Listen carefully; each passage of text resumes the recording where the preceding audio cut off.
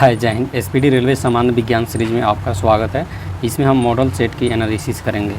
यहाँ total daily 3 set यानी 3 model set, जो पहले 6 मॉडल सेट का ये प्रोग्राम था, लेकिन अब इसको घटा के 3 मॉडल सेट का प्रोग्राम कर दिया गया है। डेली टोटल 3 मॉडल सेट का एनालिसिस किया जाएगा, जो सभी एग्ज़ाम के लिए रामबाण साबित होगी, इसलिए अंत तक इसे देखना न भूलिएगा। ये सीरीज़ डेली रात 8 बजे आप तक पहुँच जाएगी। अगर आपको पीडीएफ चाहिए तो नीचे डिस्क्रिप्शन में टेलीग्राम लिंक ज्वाइन कर फ्री में पीडीएफ डाउनलोड कर सकते हैं। ये देखने के लिए रेलवे सामान्य विज्ञान है, लेकिन इसमें जो भी इसमें क्वेश्चन है यानी मॉडल सेट में जो भी क्वेश्चन प्रोवाइड किए गए हैं, ये सभी एग्ज़ाम के लिए, वो चाहे पीसीएस एग्ज़ाम हो या अदर कोई भी एग्ज़ाम हो जहाँ साइंस पूछा जाता है यानी विज्ञान का क्वेश्चन आता है, वहाँ सभी के लिए ये लाभदायक होगा। तो चलिए शुरू करते हैं आज की वीडियो एनालिसिस के साथ। चलिए, इसके पहले हम देख लिए थे मॉडल सेट 30 तक, आज देखेंगे 31 से 31 से। देखिए, इसमें पहला है मछलियों से संबंधित अध्ययन क्या कहलाता है। यहाँ से डायरेक्ट क्वेश्चन बनेगा इक्थियोलॉजी। क्या कहलाता है? इक्थियोलॉजी। मछलियों से संबंधित अध्ययन को कहते हैं इक्थियोलॉजी। इक्थियोलॉजी क्या कहेंगे? इक्थियोलॉजी। इक्थियोलॉजी मछलियों का अध्ययन, मछलियों से संबंधित अध्ययन को कहेंगे इथियोलॉजी। आगे है घाव का अध्ययन क्या कहलाता है? ट्रोमेटोलॉजी। ट्रोमेटोलॉजी घाव का अध्ययन। घाव का अध्ययन क्या कहलाता है? ट्रोमेटोलॉजी। घाव का अध्ययन को कहते हैं ट्रोमेटोलॉजी। आगे जनसंख्या का अध्ययन कहलाता है डेमोग्राफी। डेमोग्राफी, डेमो, जनसंख्या का अध्ययन को डेमोग्राफी बोलते हैं। जनसंख्या का अध्ययन को क्या बोलते हैं? डेमोग्राफी। आगे इसके ऊपर है घाव से रिलेटेड, यानी घाव के अध्ययन को कहते हैं ट्रोमेटोलॉजी। ट्रोमेटोलॉजी मछलियों से संबंधित अध्ययन को इक्थियोलॉजी, घाव के अध्ययन को ट्रोमेटोलॉजी, और जनसंख्या के अध्ययन क्या कहलाता है? डेमोग्राफी। मानव की त्वचा की सबसे मोटी होती है तलवे पर। मानव की त्वचा सबसे मोटी कहाँ होती है? तो तलवा। मानव की त्वचा सबसे मोटी कहाँ होती है? तलवे पे। आगे है कोशिका में पाए जाने वाला आनुवांशिक पदार्थ है DNA, deoxyribo nucleic acid, DNA. आगे है योग्यता की उत्तरजीविता का प्रतिपादन किया, किसने किया था? डार्विन ने। डार्विन ने योग्यता की उत्तरजीवित का प्रतिपादन किया था, डार्विन। तो योग्यता की उत्तरजीवित का प्रतिपादन किसने किया था? तो डार्विन ने। योग्यता की उत्तरजीविता का प्रतिपादन किसने किया था? डार्विन ने। आगे हम मानव के शरीर में एंट अमीबा हिस्टोलिका पाया जाता है, कहाँ पे? आंत में। देखिए, एंट अमीबा हिस्टोलिका, ये याद रखेंगे। एंट अमीबा हिस्टोलिका कहाँ पाया जाता है? मानव के आंत में। मानव के आंत में एंट अमीबा हिस्टोलिका पाया जाता है, मानव के आंत में। आगे है पेचिस के लिए उत्तरदायी प्रोटोजोआ है। पेचिस के लिए कौन सा प्रोटोजोआ है? एंट अमीबा। पेचिस जब होगा, और ये एंट अमीबा कहाँ पाया जाता है? एंट अमीबा हिस्टोलिका कहाँ? मानव के आंत में, यानी मानव शरीर के आंत में एंट अमीबा हिस्टोलिका पाया जाता है। वहीं पेचिस का जो उत्तरदायी है कौन है? एंट अमीबा प्रोटोजोआ है पेचिस का उत्तरदायी। आगे है परवाल। एक क्या है? ये समुद्री जीव है। परवाल क्या है? समुद्री जीव है। परवाल कहाँ पाया जाता है? जनरली समुद्र में, तो समुद्री जीव परवाल हो गया। आगे ब्लड प्रेशर का मापक यंत्र है एस्फिग्मोमेनोमीटर। एस्फिग्मोमेनोमीटर को ब्लड प्रेशर का मापक यंत्र कहते हैं। ब्लड प्रेशर का मापक यंत्र यानी बीपी। ब्लड प्रेशर का मापक यंत्र क्या है? एस्फिग्मोमीटर। एस्फिग्मोमीटर को ब्लड प्रेशर का मापक यंत्र कहते हैं। ब्लड प्रेशर का मापक, बीपी का मापक यंत्र क्या हो गया? एस्फिग्मोमीटर। आगे है सोते समय मनुष्य का रक्तचाप क्या होता है? घटता है। रक्तचाप है यानी ब्लड प्रेशर क्या होता है? घटता है। सोते समय रक्तचाप क्या होता है? घटता है। सोते समय मनुष्य का जो रक्तचाप है क्या होता है? घटता है। दौड़ लगाते समय मनुष्य का रक्तचाप क्या होता है? बढ़ता है। दौड़ लगाते जनरली सेंस लगाएंगे, दौड़ते समय रक्तचाप क्या होगा? बढ़ेगा, और सोते समय घटेगा। आगे है मानव शरीर में हीमोग्लोबिन का कार्य क्या है? हीमोग्लोबिन का बहुत ही इम्पोर्टेंट काम है ऑक्सीजन का परिवहन करना, जिससे हम मानव शरीर जीवित रह सकते हैं या अदर जीव जीवित रह सकता है। किसके? ऑक्सीजन के कारण। और ऑक्सीजन का संवहन कौन करता है? हीमोग्लोबिन। पूरे हमारे शरीर में हीमोग्लोबिन क्या करता है? ऑक्सीजन को संवहन का काम करता है। तो हीमोग्लोबिन इम्पोर्टेंट है। मानव शरीर में हीमोग्लोबिन का कार्य है ऑक्सीजन का परिवहन। ऑक्सीजन को एक जगह से दूसरी जगह पहुंचाने का काम कौन करता है? हीमोग्लोबिन। आगे है किस रुधिर वर्ग में एंटीबॉडी नहीं होता है? AB में। एंटीबॉडी देखिए ये रुधिर वर्ग से रिलेटेड है, यानी ब्लड ग्रुप से रिलेटेड है। एंटीबॉडी जिसमें नहीं होता है AB, क्या AB में कोई एंटीबॉडी नहीं होता है। किस रुधिर वर्ग में दोनों एंटीबॉडी पाया जाता है? O में। देखिए O में दोनों एंटीबॉडी पाया जाता है O में। किस में? O में। तो यहाँ पे है किस रुधिर वर्ग में एंटीबॉडी नहीं पाया जाता है? तो AB में। किस रुधिर वर्ग में दोनों एंटीबॉडी पाया जाता है? तो O में। किस में? O में। किस रुधिर वर्ग में कोई एंटीजन नहीं पाया जाता है? O में। यहाँ पे एंटीबॉडी का बात हो रहा है, ये भी एंटीबॉडी का बात हो रहा है, लेकिन यहाँ पे एंटीजन का बात हो रहा है। एंटीजन किस में नहीं पाया जाता है? O में। एंटीजन किस में नहीं पाया जाता है? तो O में, ब्लड ग्रुप O में। दोनों एंटीबॉडी पाया जाता है ब्लड ग्रुप O में। एंटीजन नहीं, एंटीबॉडी अलग है, एंटीजन अलग है। एंटीबॉडी नहीं पाया जाता है तो AB में। एंटीबॉडी दोनों एंटीबॉडी पाया जाता है तो O में। कोई एंटीजन नहीं पाया जाता है तो O में।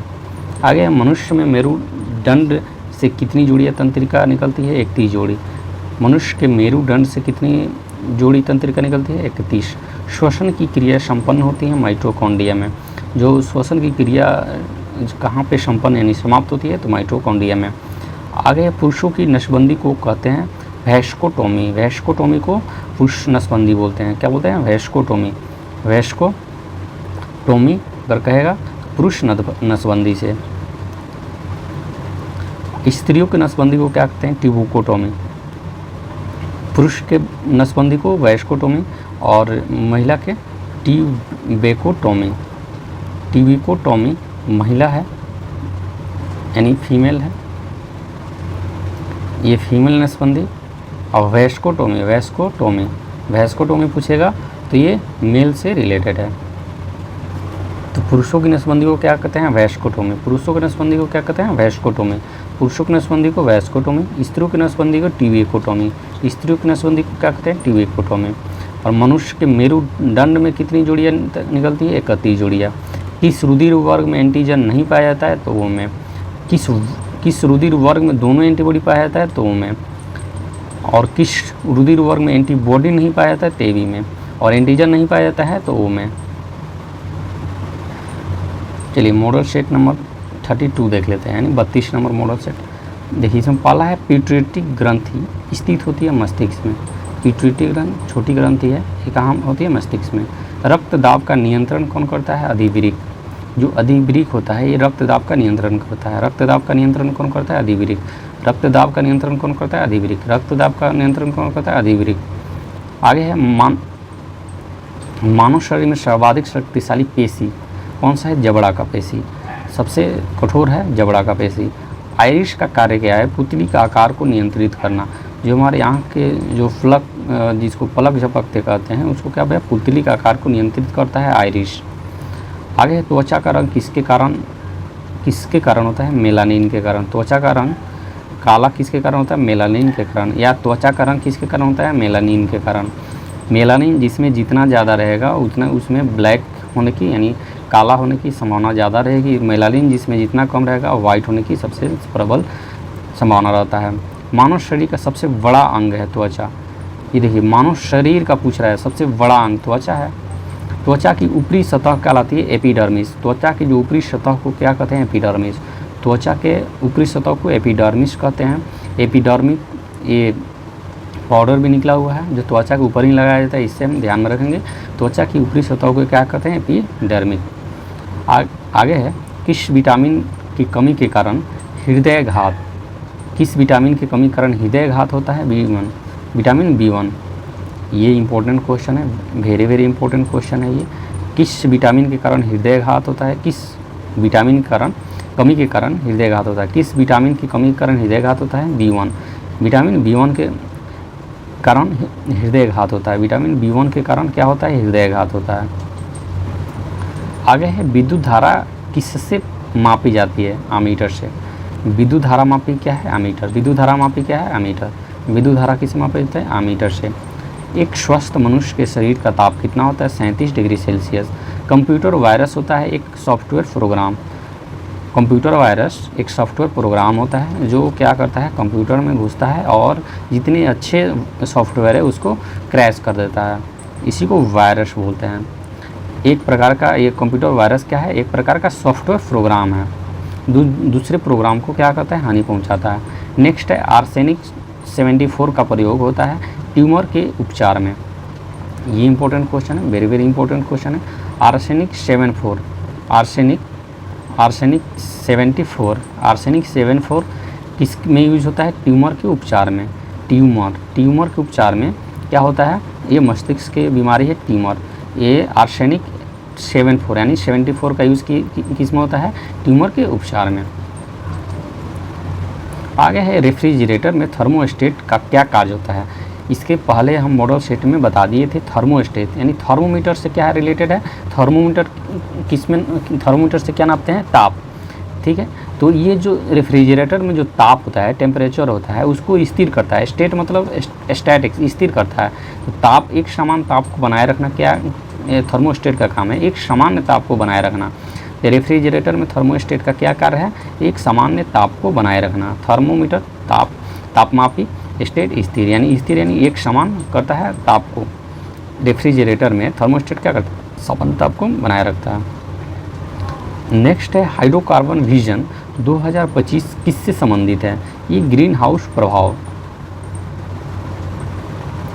हाइड्रोकार्बन विजन 2025 किससे संबंधित है, ये इंपॉर्टेंट हो जाता है। हाइड्रोकार्बन 2025 किससे संबंधित है, ग्रीन हाउस इफेक्ट यानी ग्रीन हाउस प्रभाव से ये संबंधित है। हाइड्रोकार्बन विजन 2025 तो डायरेक्ट याद रखेंगे, हाइड्रोकार्बन विजन 2025 किससे संबंधित है, ग्रीन हाउस प्रभाव से यानी ग्रीन हाउस इफेक्ट से। आगे है डॉप्सन इकाई का प्रयोग किस लिए किया जाता है, तो डॉप्सन, ये इंपॉर्टेंट है। डॉप्सन इकाई ओजोन की परत की मोटाई को मापने के लिए यूज़ किया जाता है। डॉप्सन का ओजोन का जो परत है उसकी मोटाई को मापने के लिए किया जाता है डॉप्सन ओजोन परत की मोटाई को मापने के लिए डॉप्सन का यूज़ किया जाता है। डॉप्सन इकाई का प्रयोग किया जाता है ओजोन परत की मोटाई नापने के लिए डॉप्सन का प्रयोग किया जाता है। ओजोन परत की जो मोटाई है उसको मापने के लिए डॉप्सन इकाई का प्रयोग करते हैं। देखिए आगे है, डॉप्सन हो गया, ओजोन परत की मोटाई मापने के लिए डॉप्सन इकाई का यूज़। आगे है जल के बहाव को किस में मापा जाता है, क्यूसेक में।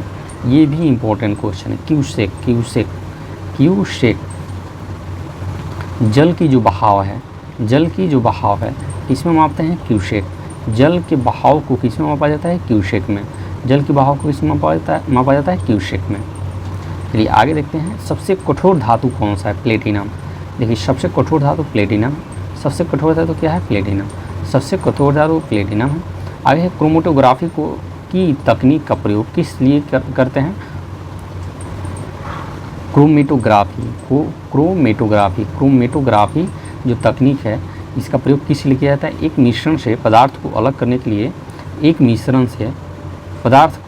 के लिए, जैसे मान लीजिए ये कोई बर्तन हो गया, इसमें मिश्रण है, ठीक है, बहुत सारा का मिश्रण है, ये मिश्रण हो गया, इसमें जो पदार्थ का जो हम अलग करते हैं, इस मिश्रण से हम पदार्थ का जो अलग करते हैं वो किस विधि से करते हैं, तो क्रोमेटोग्राफी विधि से। किस विधि से, क्रोमेटोग्राफी विधि से। किस विधि से, क्रोमेटोग्राफी तकनीक से हम मिश्रण में, कोई भी मिश्रण से पदार्थ को जब अलग करते हैं उस प्रोसेस को क्रोमेटोग्राफी तकनीक बोलते हैं। आगे देखते हैं, सबसे भारी तत्व, यहाँ पे तत्व है, किसी का मिश्रण इसमें नहीं रहता है, तत्व में किसी का भी मिश्रण नहीं रहता है, ओस्मियम। इसमें ऊपर पूछा गया था सबसे कठोर धातु, तो सबसे कठोर धातु प्लेटिनम हो गया, और यहाँ पे है सबसे भारी तत्व ओस्मियम। क्या है, ओस्मियम सबसे भारी तत्व कहेगा, सबसे भारी तत्व ओस्मियम, सबसे कठोर धातु प्लेटिनम, सबसे भारी तत्व ओस्मियम। आगे है, मोती के मुख्य अवयव क्या है, यानी मोती का जो प्राप्ति होता है किस अवयव से होता है, तो ये है एरागोनाइट कांचियोलिन। ये याद रखना इम्पोर्टेंट है। मोती जो है, मोती का जो मुख्य अवयव है यानी मुख्य रूप से मोती किससे प्राप्त करते हैं, एरागोनाइट। क्या,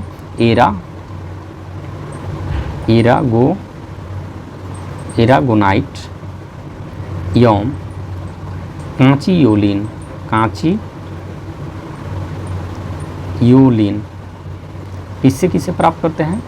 एरागोनाइट मोती का मुख्य अवयव है एरागोनाइट, कांचीयोलिन, कांचीयोलिन एरागोनाइट, कांचीयोलिन एरागोनाइट, एरागोनाइट कांचीयोलिन क्या है? ये मोती का मुख्य अवयव है, मोती का मुख्य अवयव एरागोनाइट, कांचीयोलिन। आगे है हमारा मॉडल सेट 33 यानी 33 नंबर मॉडल सेट। देखिए पहला है इसमें ऊष्मा का बहुत अच्छा चालक पारा, ये ऊष्मा का है, ऊष्मा का हीट का, ऊष्मा का बहुत अच्छा चालक पारा है, क्या है? पारा। आगे है स्टेनलेस स्टील बनाने के लिए लोहा में क्या मिलाया जाता है? क्रोमियम और निकेल, Cr+Ni। क्या बनाने के लिए? स्टेनलेस स्टील बनाने के लिए, स्टेनलेस स्टील बनाने के लिए क्रोमियम प्लस निकेल मिलाया जाता है, स्टेनलेस स्टील बनाने के लिए क्रोमियम प्लस निकेल मिलाया जाता है, स्टेनलेस स्टील बनाने के लिए क्रोमियम प्लस निकेल मिलाया जाता है। ऊष्मा का बहुत अच्छा चालक है पारा, ऊष्मा का बहुत अच्छा चालक है पारा। आगे है ऊष्मा का न्यूनतम संचालक है शीशा, ऊष्मा का न्यूनतम संचालक शीशा है और ऊष्मा का अच्छा चालक है पारा, ऊष्मा का अच्छा चालक पारा है और न्यूनतम शीशा है। आगे सामान्य ताप पर ठोस अवस्था में रहता है आयोडीन। देखिए सामान्य ताप पर ठोस अवस्था में क्या रहता है? आयोडीन। आयोडीन सामान्य ताप होता है जो 37 डिग्री यानी कमरा का ताप होता है 27 डिग्री सेल्सियस, ये सामान्य ताप हो गया। और मनुष्य के शरीर का 37 डिग्री होता है, लेकिन सामान्य एक कमरा का ताप होता है 27 डिग्री। तो ठोस अवस्था में आयोडीन रहता है, सामान्य ताप पर ठोस अवस्था में रहता है आयोडीन। आगे वायुयानों के टायरों में भरने के लिए प्रयोग किया जाता है हीलियम गैस, क्योंकि ये सबसे हल्का गैस होता है। आगे सूर्य में न्यूक्लियर ईंधन क्या होता है? हाइड्रोजन। सूर्य के जो न्यूक्लियर ईंधन का जो काम करता है हाइड्रोजन। विश्व में सर्वाधिक पाया जाने वाला तत्व कौन सा है? हाइड्रोजन। विश्व में सर्वाधिक पाया जाने वाला तत्व है हाइड्रोजन। तत्व वह है जो जिसमें किसी चीज़ का भी मिलावट नहीं होता है। नोबल गैस में कौन सी वायुमंडल, नोबल गैसों में कौन सी वायुमंडल में नहीं पाई जाती है? रेडॉन। देखिए नोबल गैस है रेडॉन, ठीक है, नोबल गैस क्या है? रेडॉन। ये रेडॉन जो है वायुमंडल में नहीं पाया जाता है, रेडॉन क्या है? वायुमंडल में नहीं पाया जाता है। तो यहाँ से डायरेक्ट क्वेश्चन पूछा है कि नोबल गैसों में कौन सी वायुमंडल में नहीं पाया जाता है? तो रेडॉन। नोबल गैसों में कौन सी वायुमंडल में नहीं पाया जाता है? तो रेडॉन। आगे है अम्ल वृष्टि का कारण क्या है? अम्ल वर्षा। ये सल्फर डाइऑक्साइड SO2, जब SO2 भारी मात्रा में जब यानी बादल से नीचे आता है तो उसको क्या कहते हैं? अम्ल वृष्टि यानी अम्ल वर्षा कहते हैं। इसमें SO2 की मात्रा सबसे ज़्यादा रहता है। आगे है सभी जैव यौगिक, ये क्या है? जैव यौगिक अनिवार्य मूल्य तत्व, जो अनिवार्य जो इसका मूल्य तत्व फंडामेंटल एलिमेंट है क्या है? कार्बन। जैव यौगिक का जो अनिवार्य मूल्य यानी फंडामेंटल एलिमेंट है क्या है? कार्बन। आगे है बुलेट प्रूफ वस्तुओं के निर्माण में जो बहुलक प्रयुक्त होता है वो क्या है? पॉलीकार्बोनेट। बुलेट प्रूफ वस्तुओं के निर्माण में जो बहुलक प्रयुक्त होता है उसको पॉलीकार्बोनेट बोलते हैं। क्या बोलते हैं? पॉलीकार्बोनेट। बुलेट प्रूफ वस्तुओं के निर्माण में जो बहुलक प्राप्त होता है वो पॉलीकार्बोनेट होता है। देखिए यहाँ पे डायरेक्ट क्वेश्चन पूछ रहा है बुलेट प्रूफ वस्तुओं के निर्माण में जो बहुलक, ये बहुलक है, देखिए ये बहुलक प्रयुक्त होता है पॉलीकार्बोनेट। ये क्वेश्चन इंपॉर्टेंट है, इसको समझने की ज़रूरत है। तो बुलेट प्रूफ वस्तुओं के निर्माण में जो बहुलक प्रयुक्त होता है वो पॉलीकार्बोनेट है। और बुलेट प्रूफ जैकेट या कोई वस्तु बनाने के लिए जो फाइबर यूज होता है, इसी से क्वेश्चन एराइज होता है फाइबर। ये जो बहुलक है, बहुलक की जगह अगर फाइबर पूछेगा तो फाइबर हो जाएगा आपका केवलर। फाइबर क्या होगा? केवलर। फाइबर पूछेगा बुलेट प्रूफ में तो केवलर, KEVLAR, ठीक है, केवलर। देखिए यहाँ पे क्वेश्चन का प्रारूप ही चेंज हो जाएगा। अगर बुलेट प्रूफ पूछेगा तो बुलेट प्रूफ वस्तुओं के निर्माण में जो बहुलक प्रयुक्त होता है वो तो है पॉलीकार्बोनेट। अगर वहीं पूछ देगा तो बुलेट प्रूफ वस्तुओं के निर्माण में जो फाइबर यूज होता है वो क्या है? तो फाइबर होगा तो केवलर। अगर फाइबर पूछेगा तो केवलर, फाइबर पूछेगा तो केवलर, और बहुलक पूछेगा तो पॉलीकार्बोनेट्स। पॉलीकार्बोनेट्स बहुलक है और फाइबर केवलर, फाइबर केवलर। यानी बुलेट प्रूफ वस्तुओं के निर्माण में जो बहुलक प्रयुक्त होता है वो है पॉलीकार्बोनेट्स। क्या है, पॉलीकार्बोनेट्स। लेकिन जो फाइबर यूज होता है वो केवलर है। फाइबर जो यूज होता है क्या है, Kevlar. Kevlar, Kevlar, KEVELAR, Kevlar, ठीक है। फाइबर पूछेगा तो केवलर, और बहुलक पूछेगा तो पॉलीकार्बोनेट्स। बुलेट प्रूफ वस्तुओं के निर्माण में बहुलक पूछेगा तो पॉलीकार्बोनेट्स, और वहीं बुलेट प्रूफ वस्तुओं के निर्माण में बहुलक पूछेगा, फाइबर पूछेगा तो केवलर। बहुलक पॉलीकार्बोनेट्स और फाइबर केवलर। आगे है, स्वचालित इंजनों में हिम निरोधी के रूप में प्रयुक्त होता है मेथेनॉल। मेथेनॉल स्वचालित जो इंजन है, मतलब स्वचालित ईंधन है, उसमें हिम निरोधी, क्या है, हिम निरोधी के रूप में प्रयुक्त होता है मिथेनॉल। स्वचालित इंजनों में हिम निरोधी के रूप में प्रयुक्त होता है मेथेनॉल। स्वचालित इंजनों में हिम निरोधी के रूप में प्रयुक्त होता है मेथेनॉल। आगे है कच्चे फलों। आगे है, कच्चे फलों को पकाने में प्रयोग में लाई जाने वाली गैस कौन सी है, एसिटिलीन या एथिलीन।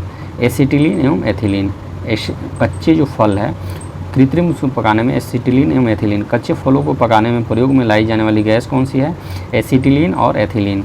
एसिटिलीन कच्चे फलों को पकाने में प्रयोग की जाने वाली गैस है एसिटिलीन और एथिलीन। आगे है, शक्कर के किण्वर से बनता है इथाइल अल्कोहल। शक्कर जो है, शक्कर के जो किण्वन होता है, फर्मेंटेशन होता है, इससे क्या बनता है, इथाइल अल्कोहल। क्या बनता है, इथाइल अल्कोहल। शक्कर के फर्मेंटेशन से बनता है, यानी किण्वन से बनता है इथाइल अल्कोहल। आगे है, खाद्य संरक्षण फूड प्रोसेसिंग हेतु प्रयुक्त किया जाता है बेंजोइक एसिड। ये इंपॉर्टेंट क्वेश्चन बन जाता है कि खाद्य प्रसंस्करण यानी खाद्य संरक्षण यानी फूड प्रोसेसिंग को जो खाद्य संरक्षण फूड प्रोसेसिंग हेतु प्रयोग किया जाता है बेंजोइक एसिड। यानी बेंजोइक एसिड से क्या करते हैं खाद्य जो संरक्षण जो फूड प्रोसेसिंग है उसको हम खाद्य संरक्षण यानी फूड प्रोसेसिंग को क्या करते हैं, सेफ रख सकते हैं। किससे, बेंजोइक एसिड से। यहाँ पे है, खाद्य संरक्षण फूड प्रोसेसिंग हेतु प्रयुक्त किया जाता है बेंजोइक एसिड। खाद्य संरक्षण हेतु प्रयोग किया जाता है बेंजोइक एसिड, यानी खाद्य को सुरक्षित रखने के लिए बेंजोइक एसिड का प्रयोग करते हैं। खाद्य प्रसंस्करण यानी फूड प्रोसेसिंग हेतु प्रयोग किया जाता है बेंजोइक एसिड। आगे है, पदार्थ जो खाने की वस्तुओं के परीक्षण में प्रयोग किया जाता है सोडियम बेंजोएट।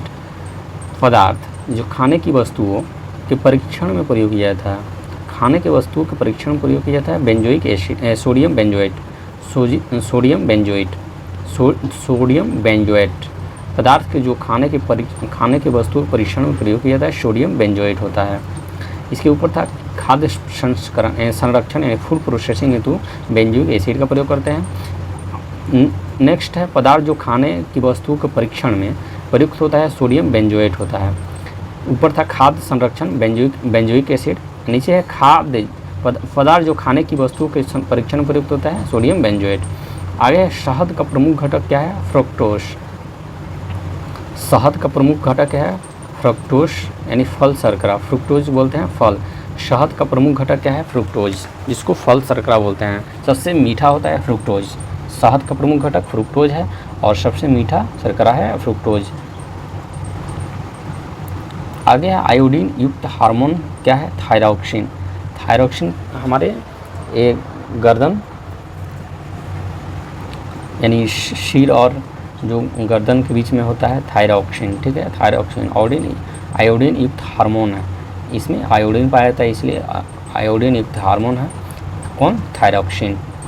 आगे खुले में कुछ देर रखा दूध खट्टा हो जाता है, किसके कारण, लैक्टिक अम्ल के कारण, लैक्टिक एसिड के कारण। देखिए, खुले में कुछ देर रखा दूध खट्टा हो जाता है, किसके कारण होता है, लैक्टिक अम्ल के कारण, लैक्टिक एसिड के कारण।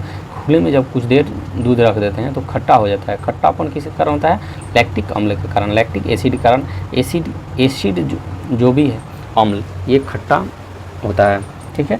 इसका स्वाद कैसा होता है, खट्टा। और क्षार का कड़वा, दो ही होता है, क्षार का कड़वा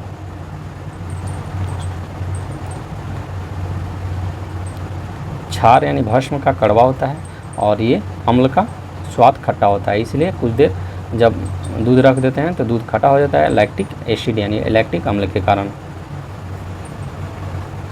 चलिए, आज की वीडियो में इतना ही रहने देते हैं। अगर वीडियो आपको अच्छा लगे तो लाइक एंड सब्सक्राइब जरूर कीजिएगा, हो सके तो शेयर कीजिए ताकि जितने भी नए फ्रेंड इससे जुड़कर लाभ उठा सकें। थैंक्स फॉर वॉचिंग, मिलते हैं नेक्स्ट वीडियो में। जय हिंद।